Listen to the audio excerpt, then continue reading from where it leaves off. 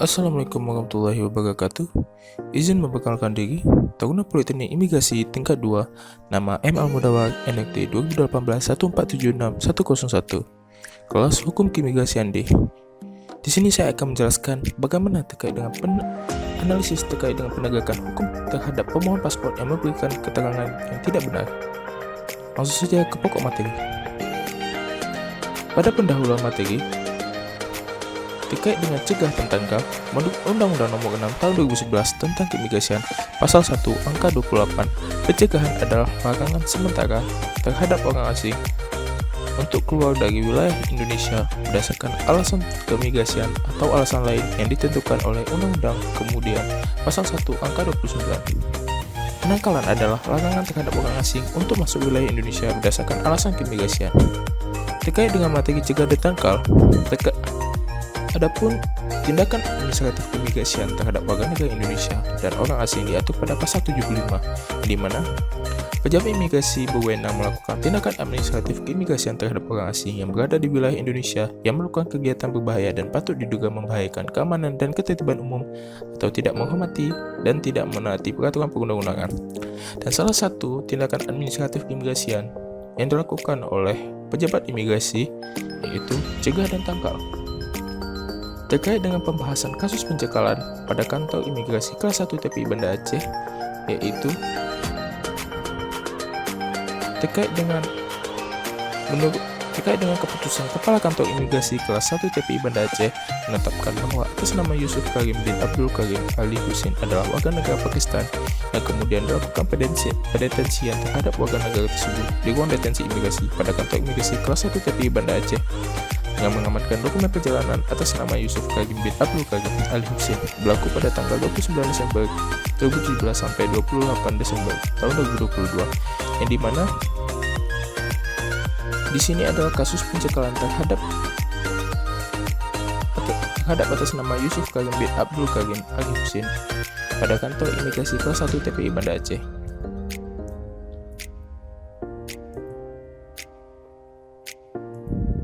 Kemudian, terkait dengan materi pembatasan pembaruan dan pembatalan izin tinggal, menurut Permenkumham Nomor 27 Tahun 2014, Pasal 1 Angka 17, izin tinggal adalah izin yang diberikan kepada orang asing oleh pejabat imigrasi atau pejabat dinas luar negara untuk berada di wilayah Indonesia.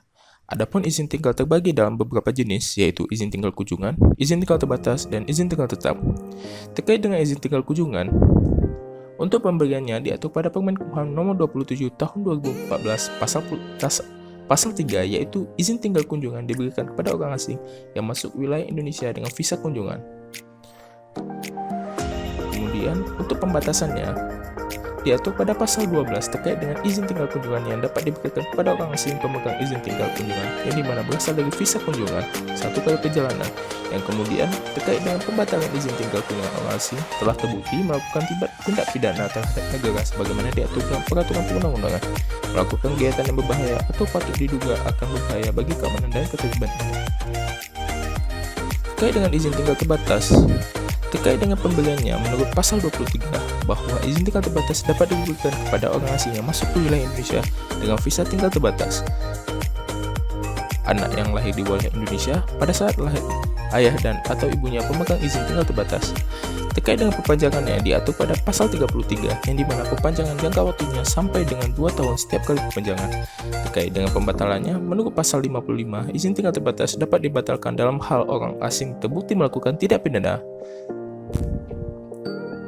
Kemudian terkait dengan izin tinggal tetap, terkait dengan pemberiannya yaitu diatur pada Pasal 58 ditujukan kepada izin tinggal tetap dapat diberikan kepada orang asing pemegang izin tinggal terbatas bagaimana rohaniawan, pekerja, investor, dan lanjut usia.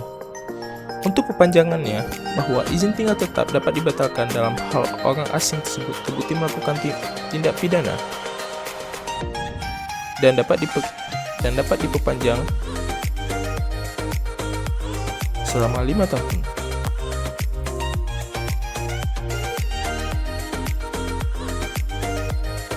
Terkait dengan pengenaan biaya beban yang dibahas sekarang adalah pengenaan biaya beban terhadap awak angkut dan biaya beban terhadap orang asing. Adapun pengenaan biaya beban terhadap awak alat angkut didasarkan pada ketentuan pasal 19 ayat 3 Undang-Undang Nomor 6 Tahun 2011 yang dimana penanggung jawab alat angkut sebagaimana dimaksud bahwa penanggung jawab alat angkut wajib memeriksa dokumen perjalanan dan visa setiap penumpang yang akan melakukan perjalanan masuk wilayah Indonesia, wajib menolak untuk mengangkut setiap penumpang yang tidak memiliki dokumen perjalanan, visa, dan dokumen keimigrasian yang sah dan masih berlaku.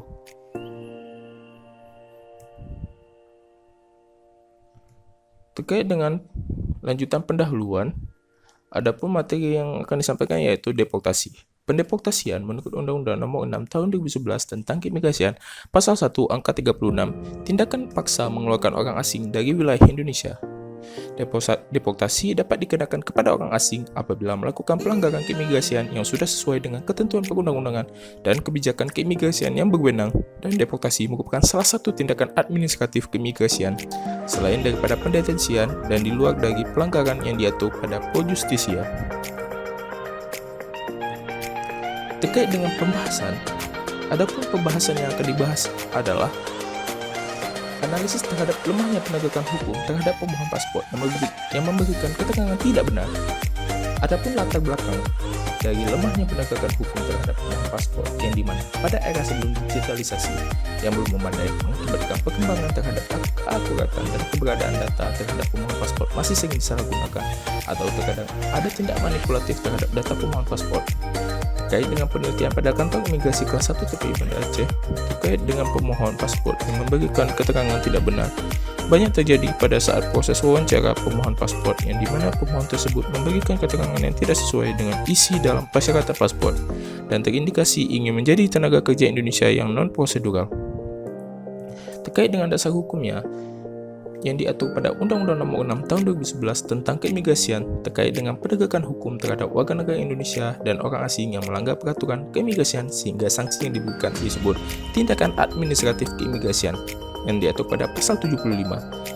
Kemudian, dasar hukum selanjutnya yaitu Peraturan Pemerintah Nomor 31 Tahun 2013 tentang pelaksanaan terhadap Undang-Undang Nomor 6 Tahun 2011 tentang Keimigrasian. Kemudian, Peraturan Menteri Hukum dan HAM Nomor 8 Tahun 2014 tentang paspor biasa dan surat perjalanan laksana paspor.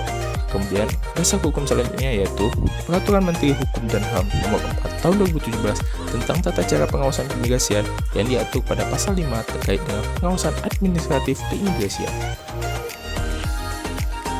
Terkait dengan analisis lemah penegakan hukum terhadap pemohon paspor yang melakukan permohonan secara tidak benar.